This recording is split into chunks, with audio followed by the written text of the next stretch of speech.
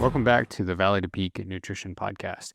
This is going to be kind of a one-off episode on a single topic.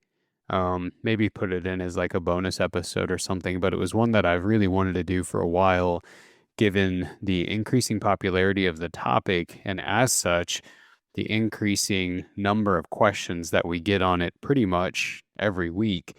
And that is the topic of what tools that we have to manage, mitigate, or minimize the inevitable muscle loss that starts to happen at the age of 30. Now, the range that's often given is anywhere between 3 to 8% of our muscle mass gets lost on a decade by decade basis between the ages of 30 to 60. And then once you hit 60, it increases even more than that. Right. And so the questions that we usually get are framed around the idea of, or in the context of, hey, I'm turning 40, I'm turning 50, I'm turning 60. I keep hearing about this inevitable muscle loss that happens at these age ranges. Am I just wasting my time by even trying to put on muscle or trying to improve my physical capabilities or trying to improve, for a more general term, my performance? And the answer to that is you're definitely not wasting your time, but there are some caveats that deserve to be discussed that are a part of that. And there are some nuances that should probably be paid attention to if you want to be more on the 3% instead of the 8% or more. So yeah, I mean, it is biology. It is normal that at a certain age we will begin to decline in that, but that's exactly what I wanted to cover today. And so that comes out of the example of a common question we get. I have a question. I was listening to a podcast recently, and they said since I was over 40, I would never be able to gain muscle again. And the best that I could do was slow the loss of muscle to 3% loss per decade. And this person is basically saying, in comparison to the 8%, that's usually the range that's given, like I said. How can that be when I can lift and do more push-ups and perform better? That performance requires a stronger muscle, but if that is impossible with my age, since I can only go down, not up, how does that work? So the first thing, and maybe the most important thing to cover is, like I said, part of this is a natural part of the aging process, but an important caveat to talk about before you ever look at, there's really about four, before you ever look at the four variables that you can do to be sure you're paying attention to minimize this as much as possible, is this. If you fall in a certain group, if you are 40, 50 years old, you've never done exercise before, and all of a sudden you have the drive or the desire to do it, you fall into this unique group that can and will build muscle because the baseline is already low. Right. And so even though a person could potentially lose muscle beginning by a decade, if it's a brand new exposure to resistance training or to training at all, you have no choice but to go up because it's brand new. And the same could be true of someone who had previously been active, but for whatever reason hasn't been over the last 1 to 3 to 5 to 10 years and now re-engages with it. Both of those people, because they would essentially be newbie gains, can still put on a significant amount of muscle. Now you have to compare that to a group of what we would call well-trained individuals, which just means that exercise is a routine part of their life. And it's going to be much more difficult, even at the age of 20, to build more muscle, if you've already have some because you've been consistent over a period of time. In that group, once you hit 30, 40, 50, and 60, you are trying to minimize the amount that could be potentially lost, right? That's the most important thing to keep in mind.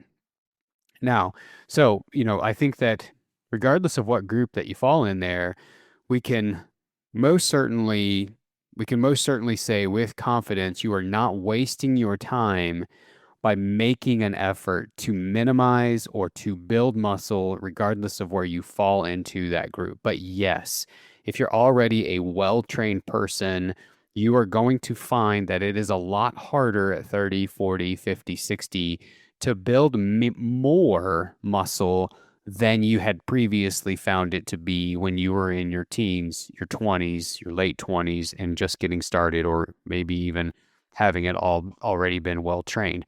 There's a reason that it's more difficult, and part of that is just your biology and your physiology as you age. Now, how do we fall into, classify ourselves, stick ourselves into this group of people who can minimize the amount of muscle loss that they have in a given period of time? And there's about 4 things. So we're gonna cover those 4 things. Number 1, and I would say this, all 4 of these are important to work in tandem with each other. They need to all work together. If you do one of these, but you don't have the other 3, you're not gonna be in that range of 3%. You're going to be at a much higher percentage. So number 1 is this: you have to eat protein. Now, I don't know anyone, very few people in 2026 who would listen to this that would be shocked by that. However, if you look at their meal patterns, like I have the ability to do because of how often and how many people we meet with in a year, they don't do this. They might eat some protein at dinner with their family, but they're not eating it really at any other point during the day. So you have to be consuming protein in a sufficient amount to cause that muscle to want to stay around. And we're going to talk about another question that I had recently along these lines in a little bit, so hold on to that thought here for a second. Number 2, which kind of goes with number 1, is when you're eating protein, you need to be eating it at regular doses and regular intervals throughout the entirety of the day, right? So your muscle is like a person in a desert going to a well to draw water, right? They're going to be going to that well when they need it to draw water. And if that well ever runs dry, that person's going to have a problem. The beautiful part about eating protein with regularity into the day is you are always ensuring there is something in that well for the muscle to draw from whenever it goes to need it, whether that's to retain the muscle, whether that's to repair the muscle, whether that's to grow your hair, grow your skin, grows your nails, etc. Protein has a bigger role in the human body beyond just you having a beach body, right? So that's an important thing, is that there needs to be regular intakes through the course of the day, not just one time in the evening. Number 3 is you have to eat it in a big enough dose, in a high enough quantity. There needs to be an amount of protein at that meal when you go to eat it. And this is where this other question had stimulated from. Someone wrote in and said, is it true that at an older age, call it 50 plus, the signaling for protein processing starts at around 45 grams of protein at that given meal? So what he's essentially asking is do I need my chosen choice of protein at a given meal to be in a quantity high enough that it would make 45 grams of protein? And the portion sizes could vary widely based on what your protein option is at the meal. Like chicken breast, that would be, roughly 6 ounces, and be like 1.5 cups of non-fat Greek yogurt. That would be quite a few eggs. That would be about 6 to 8 ounces of salmon. That would be closer to 12, 16 ounces of ribeye, because a ribeye is, when you weigh it, is much a higher percentage of fat than it is actual protein. So you would need a larger quantity, which simultaneously increases your calories. But he's basically asking is do I need a portion of about 45 grams worth of my chosen protein choice to be able to signal the muscle to begin rebuilding process, to do whatever it is that it needs to do to actually prevent this process of muscle breakdown after the age of 30 from happening? So the answer there is kind of yes and no. It's not so much about hitting 45 grams and 45 grams being the magical number. we find that there is one particular thing that trips that trigger for the muscle to begin rebuilding. That thing is called leucine. There are varying amounts of leucine in different types of protein, right? And for the most part, it's often widely said that if you get 45 grams of protein, regardless of the choice, you're probably getting enough leucine to flip that trigger on to begin rebuilding that muscle. Rather than going down that route, I have found that the best thing that you could advise people, the most practical thing for them to implement is to have a good idea of what their total daily protein needs are, to be sure that they're meeting that by the end of the day. And for the most part, to the best of their ability, try to distribute those doses evenly throughout the day, right? Like, so for the sake of math and simple math, because it's a Friday when I'm recording this, let's say your needs are 150 grams per day. If you chose to get that 150 grams in per day by 3 50-gram doses or 5 30-gram doses, I don't really care, and I don't think your muscle really cares. The reality is that you are hitting that dosage through the entirety of the day, and that's going to be doing, essentially what you need to ensure that you are on that 3% rather than on the 8%, or to be able to regrow a muscle or whatever, right? So it's not so much about the grams as much as what the grams signify is actually happening behind the scenes. And if you're doing that regularly throughout the day, you're putting yourself in the best position possible to prevent muscle loss. Now, what your biology and physiology does from there is a different topic for a different podcast, but you are at least putting yourself in the best position.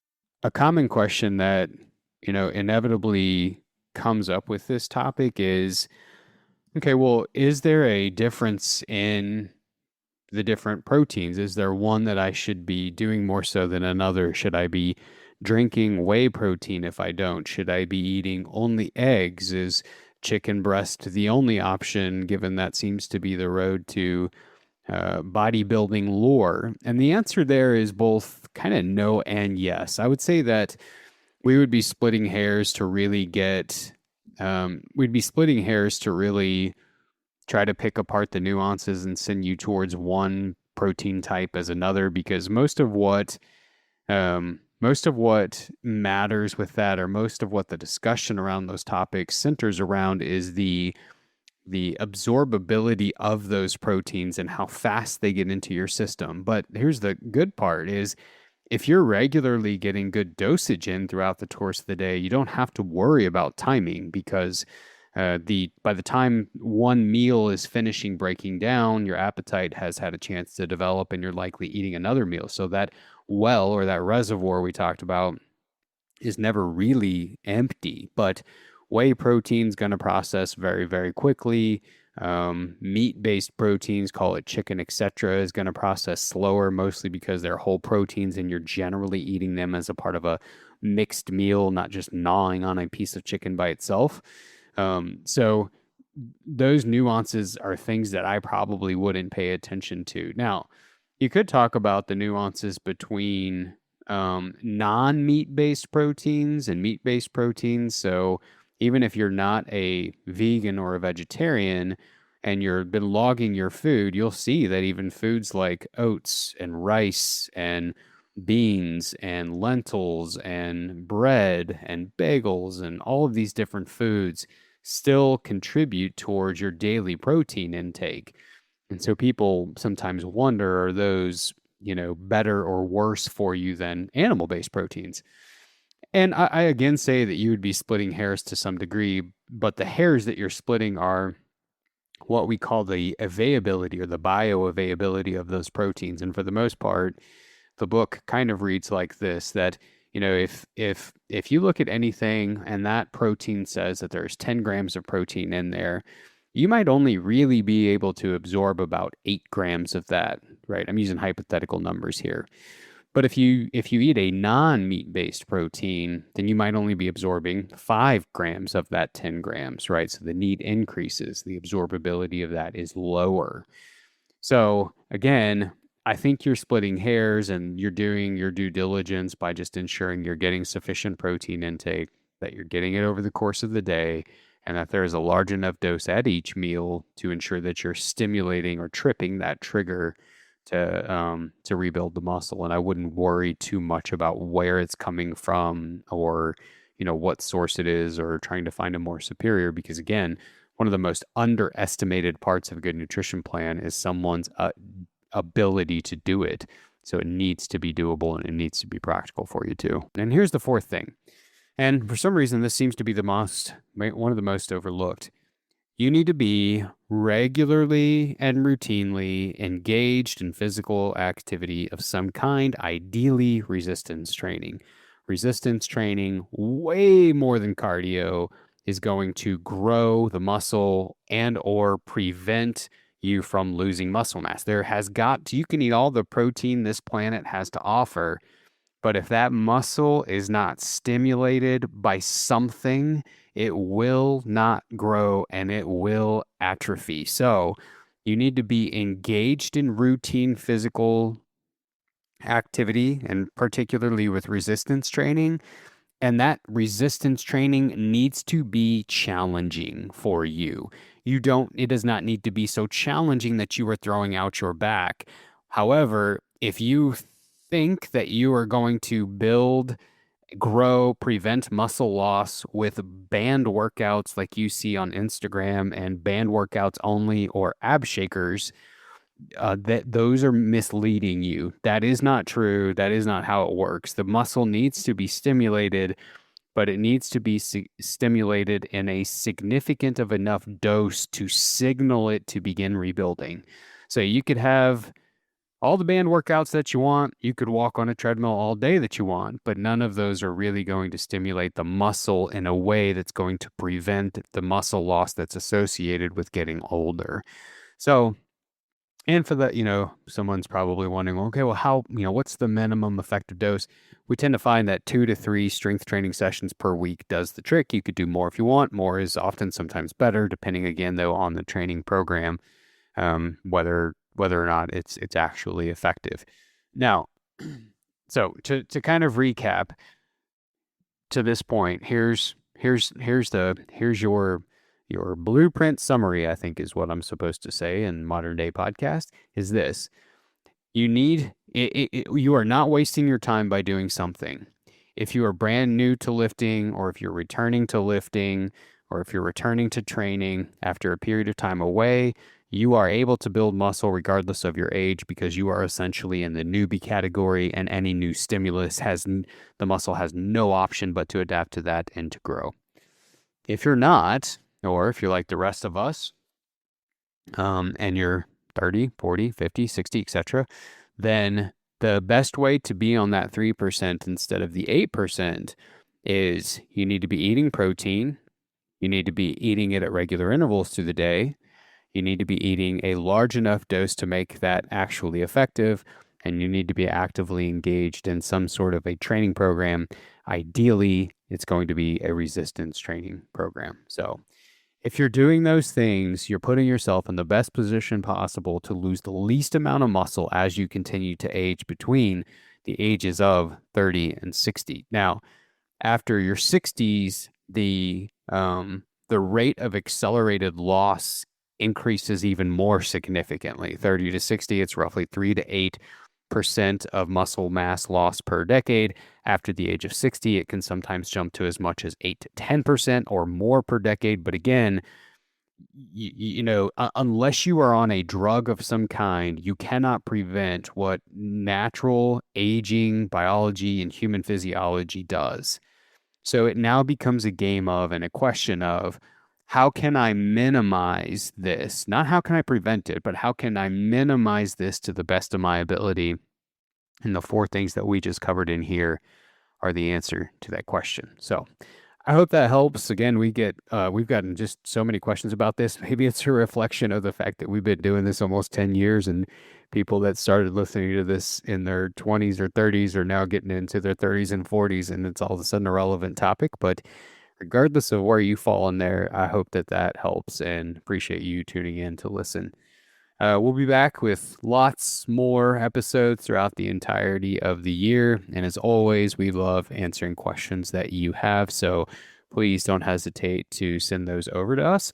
If you've not already checked it out, I would encourage you to go check out our free 8-week challenge on the website. We have been flooded, which I love, with emails from people doing this and the success that they are having with that. And again, that's 100%.